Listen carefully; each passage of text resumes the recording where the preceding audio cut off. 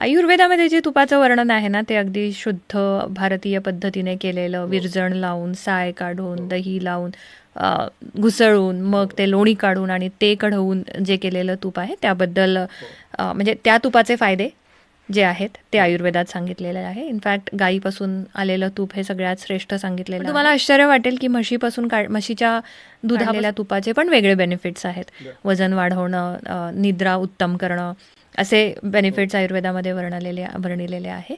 पण आजकाल बाजारात जे तूप मिळतं, ते जर या पद्धतीने काढलेलं नसेल, हं. तर त्याचे फायदे तुम्हाला डेफिनेटली मिळणार नाही. बरं.